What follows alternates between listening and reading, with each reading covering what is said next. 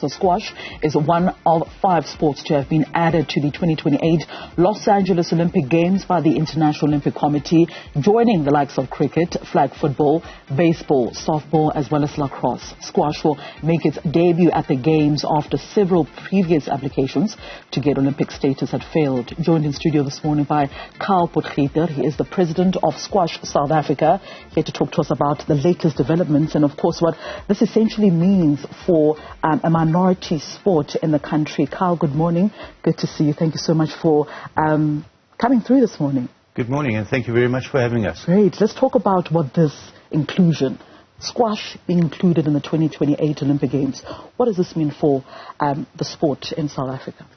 I think it means that we'll be exposed to a lot more people. A lot more people will see squashing for the first time, and it's on a world stage. It's unbelievable for squash. Unbelievable for squash, and like I said in my intro earlier on, it's a process that's been in the works for quite some time. It's not something that was agreed on by the IOC, but it's something that has been in the works for years now. What was it about this time around where the IOC essentially agreed to the bid of having squash in the Olympic Games? I think it was the effort that the WSF, the World Squash Federation, put into getting us onto the Olympic stage. We've been trying for more than 20 years. We've been turned down, and we were very, very excited to be included in LA 2028. Turned down? Why? I think because it's not as big a sport as the other sports, and, you know, the countries have to vote for you to be included. So I think we just didn't get enough votes previously, but this time we were lucky enough to get enough votes for LA 2028. Not a big enough sport, and I did also mention how it's a minority sport in South Africa. How do we then compare to the rest of the world where squash is predominantly a bigger sport in other countries? Well, squash is quite a big sport. I was in the World Squash Federation AGM last week Saturday, and there was more than 45 countries represented there. So it is quite a big sport. It's a very popular sport played by a lot of players. It may not just get enough television coverage in that. Initially, it wasn't very good. We couldn't see the ball, but there's been a lot of improvement for television, and the ball's quite visible now. Okay. When you talk about broadcasting, I think about if we have to bring it to a South African perspective. Not much is known about our players. I mean, we've got some great players. Being in the media space, it's on us to actually do a research to find out who are the players. You speak about an Alex Fuller, you speak about Awanda Malinga, Christo Potgieter. These are some of our sort of big players that are ranked on the world stage. But the reality is that we don't know much about them. Someone watching this interview doesn't know much about the sport, doesn't know much about our players. How do we then get to a point where, as Squash South Africa, you are playing a role in ensuring that so much is known about our players? I think the biggest issue is the coverage that we get for the sport. Over the last 3 years, we've done a tremendous amount of work, and we've got a lot more coverage. We've got live streaming going out for all our national tournaments. And at the SA Nationals, we had more than 1.2 million hits on our live streaming. So it's getting a lot bigger. The one issue we do face is to go up the rankings in the world, on the world rankings. Yeah. You must participate. And a lot of the tournaments are either in Europe or in America. And the cost for us to go over and play a tournament and get knocked out is very high.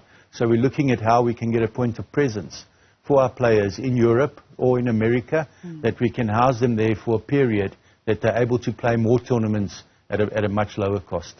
I do understand that we had a team in Egypt last year. Was it last year, December, competing in an African tournament? So that's how far we can go on the African continent. We compete on the African continent, but not internationally.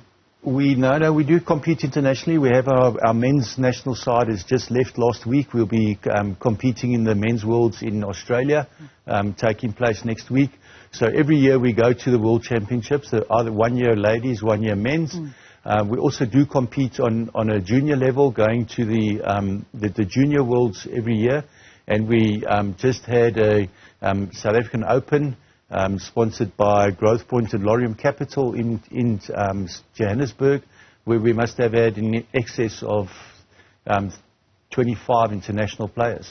So we're trying very hard to get them exposed, and that they can compete at a much higher level. So we are trying hard to get them there. And we do have our players going over to compete in individual tournaments regularly. Yeah. So how important is it to have that sponsorship? You know, you speak about, the sponsors that you've just mentioned, ensuring that they are backing the sport, especially in a year where so much has been done for the sport. We are now getting ready for the 2028 Olympic Games. It's almost like this 5-year cycle is going to be very crucial in ensuring that the support of squash is great in the country.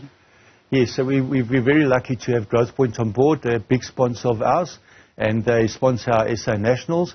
But they also give us a lot of funding for development courses, development programs all the time. At the moment, we have in excess of 30 development programs running across the country. And yeah, we're trying very hard to expose all walks of life to squash and to get them on the court and to get them playing. There's a big effort from SA Squash's side. All right, so what's the plan? 5 years from now, 2028, we want to have our players in the Olympic Games in Los Angeles. What is the plans going to look like to ensure that we have a group of players representing the country? We're very lucky. The president of SASCOC, Mr. Barry Hendricks, is an ex-squash player. Yeah. So he's as excited about squash as we are. We've already made contact with him and to find out what the plan is. He's asked us just to be patient, let him just finish Paris Olympics. Yeah. So that will happen. But from our side, we will wait for him to finish and then we'll be all over him so that he can support us. But we've already started planning on how we're going to get, hopefully, a medal contender to LA in 2028. We don't yet have the format of the tournament that will take place. World Squash does not have it. That's why we don't have it. But we have been in contact with World Squash, and as soon as it's available, we'll be making it available to our players and the public. What's exciting for us, 2028 is 5 years from now. So any scholar who's in grade 10 and up, I'm sure is eligible for this. So we're going to put a big effort in to make sure that the top players make it. Talk to me about our players. I know I mentioned a couple of players earlier on, but where are our players ranked on the world rankings?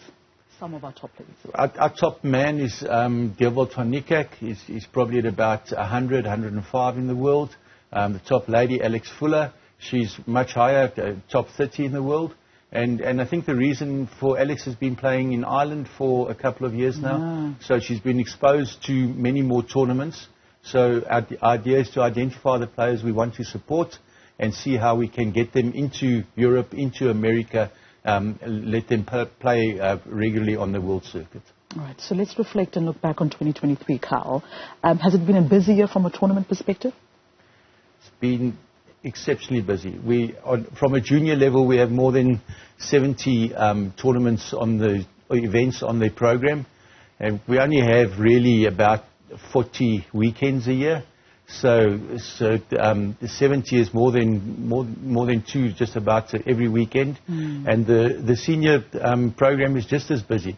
We have our nationals this year. We had an SA Open this year. We have our interprovincial, our Growth Point interprovincial, and yeah, all the opens took place. We probably had at least 5 PSA tournaments in South Africa this year. Yeah. They are smaller tournaments, but they do help our players get points and to move up the rankings. Oh, so that's the advantage of these tournaments, that players play and then they get international points, rankings as well? Yes. So you must be a PSA player, Professional Squash Association, and then you must take part in a PSA tournament, and the points you score is determined by the prize money in the tournaments. So for the smaller and developing countries, they've allowed us to go down to a $1,000 tournament, and then they'll get points for that.